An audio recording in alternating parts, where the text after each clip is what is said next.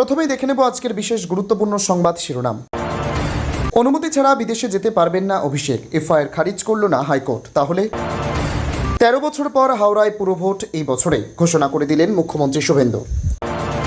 পাথর শিল্পাঞ্চল সিন্ডিকেট থেকে রোজ ২ কোটি মারত তৃণমূল, বিস্ফোরক বিজেপি বিধায়ক। ৪ তারিখে দিল্লির কোন বাবা বাঁচাবে, শাহকে অভিষেকের দায়িত্বজ্ঞানহীন মন্তব্যে প্রবল ক্ষুব্ধ বিচারপতি। সিট গঠন করে ফের আরজিকর কাণ্ডের তদন্ত করবে সিবিআই, নির্দেশ কলকাতা হাইকোর্টের। নবান্নের নতুন বিজ্ঞপ্তিতে বিরোধীদের সস্তা রাজনীতিতে জলঘোলা, সুশাসন প্রতিষ্ঠায় অনড় শুভেন্দু সরকার। মহাজাগরণের মহাক্ষণ, বেলুর মাঠে পা রাখতেই শুভেন্দুর মাথায় কার আশীর্বাদে হাত, তোলপাড় রাজ্য রাজনীতি। বাংলায় মোতায়েন ৫০০ কোম্পানি, কেন্দ্রীয় ফৌজ। ২০ জুন পর্যন্ত কড়া পাহারায় রাজ্য, নজিরবিহীন সিদ্ধান্ত দিল্লির। জল্পনাকারীদের মুখে চুলকানি, নবান্নে শুভেন্দু সুকান্তর মেগা ধামাকা, কাঁপছে বিরোধী শিবির। তদন্তের খাড়া এড়াতে এবার হাইকোর্টে অমিত, গ্রেপ্তার হতেই রাতের ঘুম উড়ল অদিতি দেবরাজের। মুখ্যমন্ত্রী নই, আগে আমি একজন বিজেপি কর্মী, শুভেন্দুর হুঙ্কারে কাঁপছে নবান্ন। অনুপ্রবেশকারীদের বিরুদ্ধে জিরো টলারেন্স, চালু হলো নতুন নীতি, বড় সিদ্ধান্ত রাজ্য সরকারের। ৮ মিনিটও কাজ করেন না, হাওড়ার পুরকর্মীদের ভৎসনা মুখ্যমন্ত্রীর, ভোট ১৩ বছর পরে। বকরি ঈদের আগে কোরবানি নিয়ে তুমুল বিতর্ক, শুভেন্দুকে সরাসরি চ্যালেঞ্জ ছুড়ে হুঁশিয়ারি হুমায়ুন কবিরের। ধাক্কা দিয়ে বের করে দেওয়া হয়েছিল, টলিউড নিয়ে মুখ খুললেন মমতাজ। মত প্রকাশে নিষেধাজ্ঞা, রাজ্য সরকারের নতুন নিয়মে প্রশ্নের ঝড়, কি বললেন Aritra Dutta. Detect delete deport, সরাসরি অ্যাকশন শুভেন্দু, কাঁপছে রাজ্য, বাংলায় তোলপাড়। প্রিয় দর্শক, এবার আসছে বিস্তারিত খবরে। তার আগে ভিডিওটিতে একটি লাইক দিয়ে চ্যানেলটিকে সাবস্ক্রাইব করুন, যাতে পরবর্তী গুরুত্বপূর্ণ খবর পোস্ট করার সাথে সাথে আপনার কাছে পৌঁছে যায়। দায়িত্ব জ্ঞানহীন মন্তব্যের জন্য কলকাতা হাইকোর্টে ভৎসিত হলেন অভিষেক বন্দ্যোপাধ্যায়। সেই সঙ্গে উস্কানিমূলক মন্তব্যের অভিযোগে যে এফআইআর দায়ের করা হয়েছে তা খারিজের আর্জিও নাকচ করে দেওয়া হয়েছে। তবে শেষ পর্যন্ত শর্ত সাপেক্ষে আগামী ৩১শে জুলাই পর্যন্ত তৃণমূল কংগ্রেসের সর্বভারতীয় সাধারণ সম্পাদক অভিষেককে রক্ষা কবচ দিয়েছেন হাইকোর্টের বিচারপতি সৌগত ভট্টাচার্য। হাইকোর্ট জানিয়েছে, জুলাই পর্যন্ত অভিষেকের বিরুদ্ধে কড়া কোনো পদক্ষেপ করা যাবে না, তবে তাকে তদন্তে সব রকমের সহযোগিতা করতে হবে। হাইকোর্ট কি শর্ত দিয়েছে অভিষেককে? আদালতের নির্দেশ ছাড়া বিদেশে যেতে পারবেন না অভিষেক। পুলিশের তদন্তে সব রকমের সহযোগিতা করতে হবে তৃণমূলের সর্বভারতীয় সাধারণ সম্পাদককে। পুলিশ চাইলে জিজ্ঞাসাবাদ করতে পারবে অভিষেককে, সে আর্জিতে সাড়া দিতে হবে তাকে। তবে তৃণমূল সাংসদকে তলব করা হলে নোটিশ দিতে হবে ৪৮ ঘন্টা আগে। ইতিমধ্যে যদি পুলিশ কোনো নোটিশ দিয়ে থাকে, তবে আইন মেনে অভিষেক বা তার আইনজীবীকে নির্দিষ্ট সময়ের মধ্যে তার জবাব দিতে হবে। অভিষেক যদি তদন্তে সহযোগিতা না করেন, তাহলে হাইকোর্টের দ্বারস্থ হতে পারবে পুলিশ। যে রক্ষা কবচ দেওয়া হয়েছে তা প্রত্যাহারের আবেদন করতে পারবে। হাইকোর্টের শুনানিতে কি হলো, আর যে মামলার প্রেক্ষিতে অভিষেককে শর্ত সাপেক্ষ সুরক্ষা কবচ দিয়েছে হাইকোর্ট, তা উস্কানিমূলক মন্তব্যের অভিযোগে দায়ের এফআইআর সংক্রান্ত। বিধানসভা নির্বাচনের প্রচার পর্বে উস্কানিমূলক মন্তব্যের জন্য তার বিরুদ্ধে এফআইআর দায়ের করা হয়। সেই এফআইআর খারিজের জন্য হাইকোর্টের দ্বারস্থ হন অভিষেক। কেন এরকম মন্তব্য করেন অভিষেক? সেই মামলার শুনানিতে হাইকোর্ট প্রশ্ন তোলেন, ৩ বারের সাংসদ ও একটি রাজনৈতিক দলের সর্বভারতীয় সাধারণ সম্পাদক হয়ে কেন এরকম দায়িত্বজ্ঞানহীন মন্তব্য করবেন অভিষেক? বিশেষত পশ্চিমবঙ্গের সঙ্গে ভোট পরবর্তী হিংসার একটি কালো ইতিহাস জড়িয়ে আছে। যখন তখন কেন নির্বাচনের সময় এরকম মন্তব্য করা হচ্ছে? হাইকোর্টের এই মন্তব্যের প্রেক্ষিতে অভিষেকের আইনজীবী কল্যাণ বন্দ্যোপাধ্যায় কেন্দ্রীয় স্বরাষ্ট্রমন্ত্রী অমিত শাহকে ঢাল হিসেবে ব্যবহারের চেষ্টা করেন। তিনি দাবি করেন, নির্বাচনের সময় শাহ উস্কানিমূলক মন্তব্য করেছিলেন। এরকম মন্তব্য করে ফেলেন রাজনৈতিক নেতারা, যদিও কল্যাণের সেই যুক্তি ধোপে টেকেনি। ১৩ বছর পর হাওড়ার পুরভোট এই বছরেই ঘোষণা করে দিলেন মুখ্যমন্ত্রী শুভেন্দু। ১৩ বছর পর পুরসভা ভোট হবে হাওড়ায়। দীর্ঘদিন ধরে জটিলতায় আটকে ছিল এই নির্বাচন, এবার চলতি বছরেই সেই ভোট হবে বলে ঘোষণা করলেন রাজ্যের মুখ্যমন্ত্রী শুভেন্দু অধিকারী। বৃহস্পতিবার সকালে হাওড়ায় প্রশাসনিক বৈঠক করেন শুভেন্দু। পুরো এলাকার মানুষের সমস্যা নিয়ে কথা হয়। এদিন উপস্থিত ছিলেন শিবপুরের বিধায়ক রুদ্রনীল ঘোষ। শুভেন্দু জানিয়েছেন, এলাকায় পর্যাপ্ত পানীয় জল, পরিচ্ছন্নতা ও নিকাশি ব্যবস্থার উপর জোর দেওয়া হবে। বিজেপি কি কাজ করবে তার তালিকা তৈরি করা হবে বলেও জানান তিনি। সাংবাদিক বৈঠকে শুভেন্দু বলেন, হাওড়া শহরের প্রাথমিক চাহিদাগুলো পূরণ করা হবে।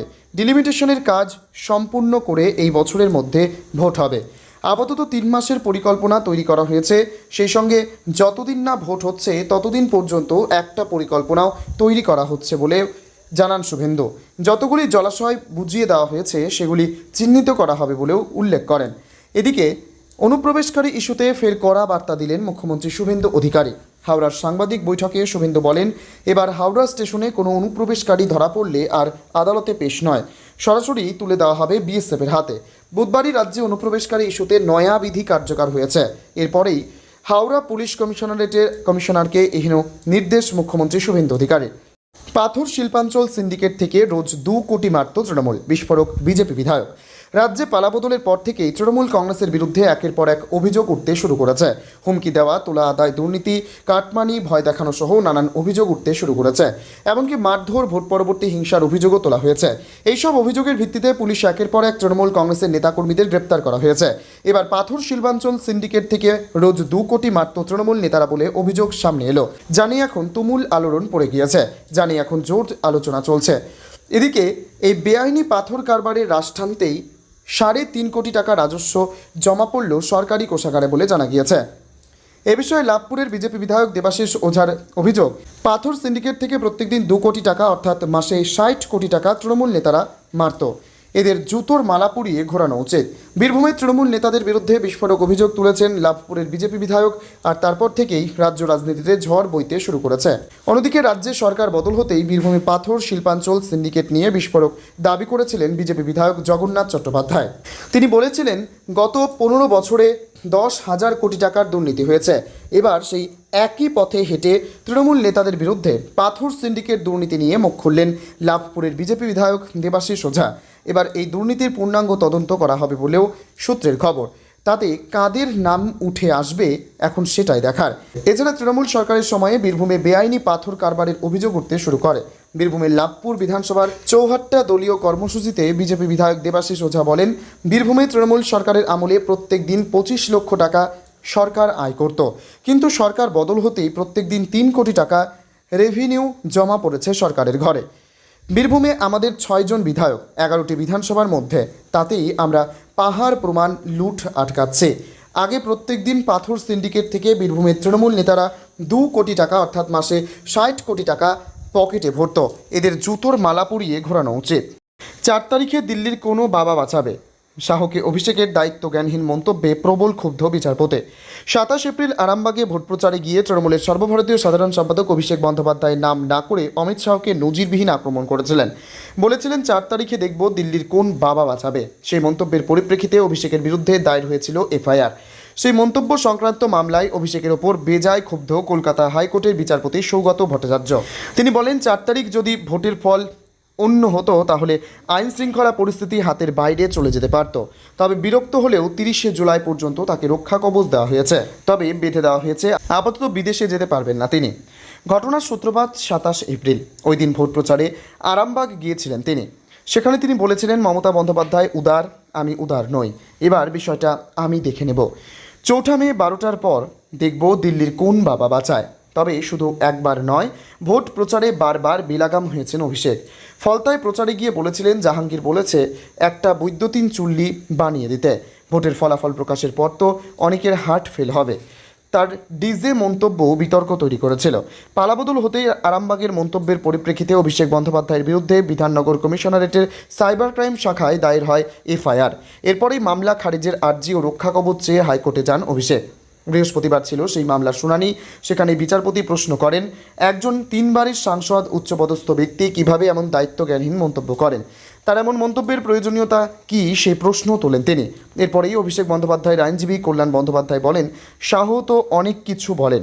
এরপরেই বিচারপতি বলেন, 4 মে যদি ভোটের ফল অন্যরকম হতো তাহলে রাজ্যের আইন শৃঙ্খলা পরিস্থিতি নিয়ন্ত্রণের বাইরে যেতে পারত। এরপর বিচারপতি বলেন, মানুষ ভালোর কথা ভেবেই 2011-য় পরিবর্তন এনেছিল। পাল্টা কল্যাণ বলেন, মানুষ 2026-এও ভালোর কথাই ভেবেছে। এরপর বিচারপতি ভট্টাচার্য বলেন, সেটা সময় বলবে। মামলা চলাকালীন চূড়ান্ত বিরক্ত প্রকাশ করলেও অভিষেককে রক্ষা কবচ দিয়েছেন বিচারপতি। তবে বেঁধে দেওয়া হয়েছে একাধিক শর্ত। বলা হয়েছে, তদন্তে সহযোগিতা করতে হবে এবং তার সশরীরে হাজিরা দিয়ে যেতে পারবেন না বিদেশে। তবে ভার্চুয়ালি হাজিরার অনুমতি চাইলেও আদালত তা মঞ্জুর করেনি। পাশাপাশি তাকে তলবের ক্ষেত্রে 48 ঘন্টা আগে নোটিশ দেওয়ার নির্দেশ দিয়েছে আদালত। একই সঙ্গে বিধায়ক সজল ঘোষ বলেন, আমরা তো কিছু করছি না, জনগণ ওনাদের চোর বলছে, বাড়ি থেকে বেরোচ্ছেন না কেন উনি। জল্পনাকারীদের মুখে চুলকানি, নবান্নে শুভেন্দু সুকান্তর মেগা ধামাকা। কাঁপছে বিরোধী শিবির। কথায় বলে বাঙালির 12 মাসে 13 পার্বণ, আর বাংলার রাজনীতিতে 12 মাসেই ফুল থ্রিলার সিনেমা। 2026-এর ঐতিহাসিক মহানাটকের পর থেকেই বিরোধী শিবিরের কিছু পাবলিক একটা কাল্পনিক স্ক্রিপ্ট বাজারে ছাড়ার আপ্রাণ চেষ্টা চালাচ্ছিল। পাড়ার মোড় থেকে শুরু করে সোশ্যাল মিডিয়া সব জায়গায় জোর ফিসফাস। মুখ্যমন্ত্রীর কুর্সি না পেয়ে সুকান্ত মজুমদার নাকি মনে মনে দারুণ চটেছেন। কিন্তু গতকাল নবান্নের অলিন্দে যা ঘটল তা এক নিমিষেই সমস্ত জল্পনাকারীদের মুখে একেবারে চুনকালি লেপে দিল। নবান্নে মুখ্যমন্ত্রী শুভেন্দু অধিকারীর দপ্তরে সুকান্ত মজুমদারের এন্ট্রি আর তারপর যে মেগা ধামাকা হলো তা দেখে বিরোধী শিবিরের বুক ধরফরানি শুরু হয়ে গিয়েছে। যারা দূরবীন দিয়ে দুই নেতার মধ্যে দূরত্বের দেওয়াল খুঁজছিলেন, গতকাল নবান্নের লাইভ দৃশ্য দেখে তাদের হার্টবিট মিস হওয়ার জোগাড়। মুখ্যমন্ত্রী শুভেন্দু অধিকারীকে হাসি মুখে জড়িয়ে ধরে সুকান্তবাবু যখন সংবর্ধনা দিলেন, তখন ব্যাকগ্রাউন্ডে যেন সিনেমার সুপারহিট মিউজিক বাজছিল। দুজনের চওড়া হাসি আর চোখের ইশারা এক লহমায় বুঝিয়ে দিল, ইয়ে দোস্তি হাম নেহি তোরেঙ্গে।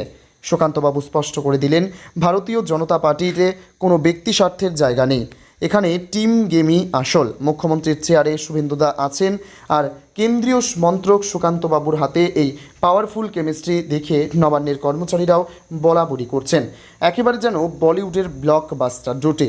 নির্বাচনের বাজারে পুরোপুরি কুপোকাত হওয়ার পর তৃণমূলের হাতে এখন নতুন কোনো কন্টেন্ট নেই, তাই তারা বিজেপির অন্দরে ফাটল খোঁজার এক মরিয়া ও সস্তা চেষ্টা চালাচ্ছিল।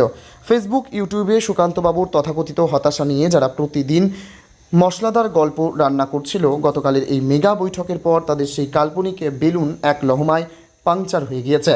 রাজনৈতিক বিশ্লেষকরা হেসে বলছেন, যেখানে বিরোধী শিবির নিজেদের ঘর সামলাতেই হিমশিম খাচ্ছে, সেখানে শুভেন্দু সুকান্তর এই হিট জুটি একাধারে প্রশাসন এবং সংগঠন দুটোই এক হাতে সামলে 4 ছক্কা হাঁকাচ্ছেন। মুখ্যমন্ত্রী শুভেন্দু অধিকারী যেভাবে প্রশাসনিক স্তরে একের পর এক কড়া অ্যাকশন নিচ্ছেন এবং সুকান্ত মজুমদার যেভাবে মাঠের রাজনীতি গরম রাখছেন, তাতে এই জুটি আগামী দিনে বাংলার রাজনীতিতে এক অল টাইম ব্লকবাস্টার উপহার দিতে চলেছে।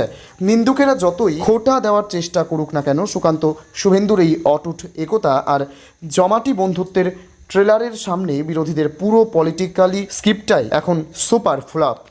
তদন্তের খাড়া এড়াতে এবার হাইকোর্টে অমিত গ্রেপ্তার হতেই রাতের ঘুম উড়ল অদিতি দেবরাজের। ক্ষমতার দম্ভ আর সুরের মূর্ছনা কোনো কিছুই শেষ রক্ষা করতে পারল না।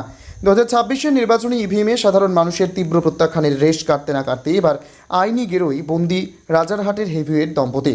গ্রেপ্তারির আতঙ্কে রাতের ঘুম উড়েছে বিদায়ী তৃণমূল বিধায়ক অদিতি মুন্সি এবং তার স্বামী তথা দাপুটে যুবনেতা দেবরাজ চক্রবর্তীর।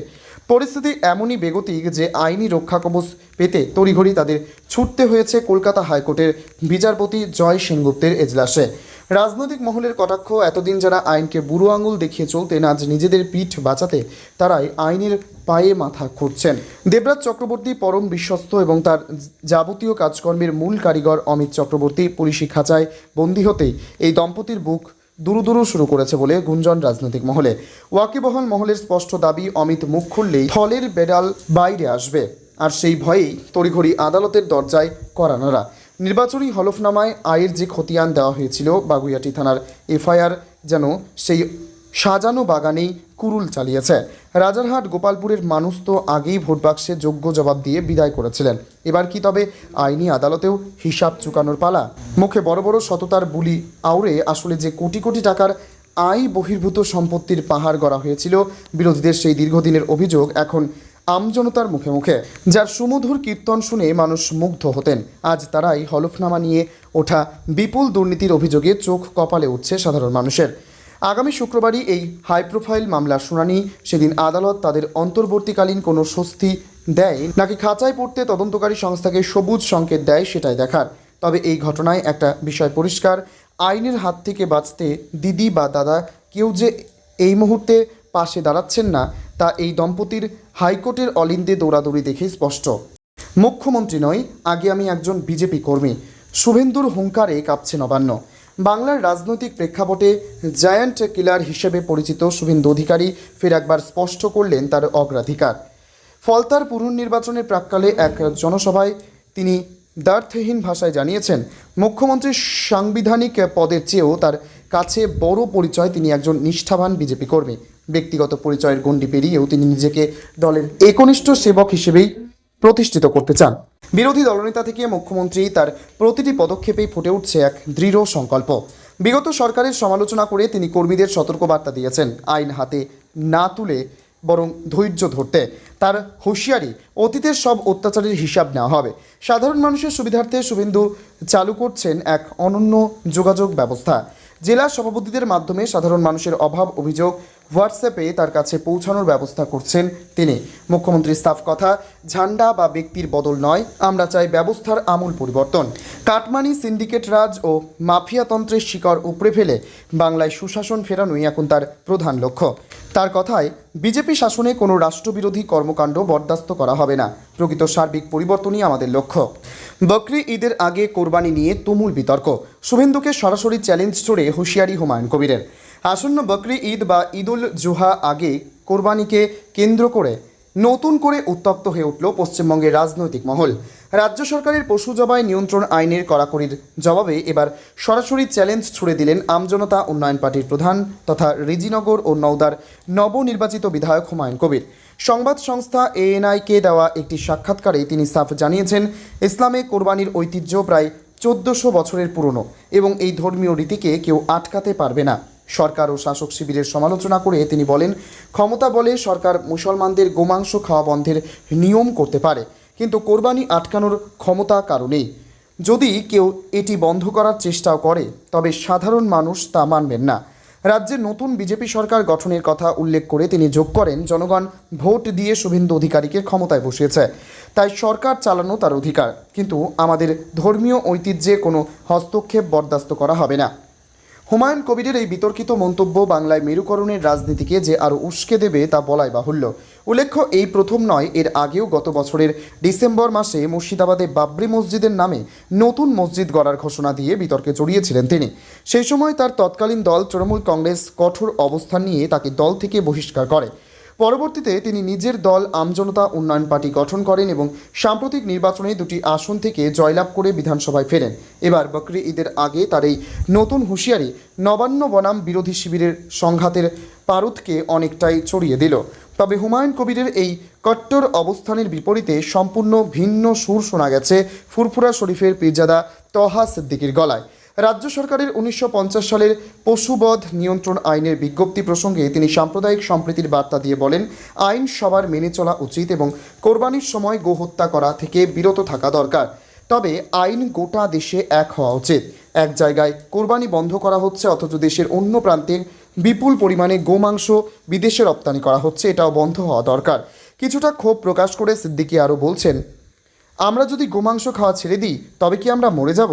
অন্যদিকে হুমায়ুন কবিরের মন্তব্যের কড়া জবাব দিয়ে রাজ্যের মন্ত্রী অগ্নিমিত্রা পাল স্পষ্ট করে দিয়েছেন যে সরকার কোনো নতুন নিয়ম তৈরি করেনি, বরং পুরনো আইনকেই কড়াভাবে প্রয়োগ করছে। তিনি বলেন, পশ্চিমবঙ্গ পশু জবাই নিয়ন্ত্রণ আইন 1950 আমাদের রাজ্যে বহু আগে থেকেই রয়েছে। আমরা কোনো গোমাংসের ব্যবসা বন্ধ করতে বলছি না। তবে আইনের নিয়ম অনুযায়ী 14 বছরের কম বয়সী কোনো সুস্থ গবাদি পশুকে কোরবানি দেওয়া যাবে না। কোনো পশুকে কাটতে হলে পশু চিকিৎসকের থেকে শংসাপত্র নেওয়া বাধ্যতামূলক।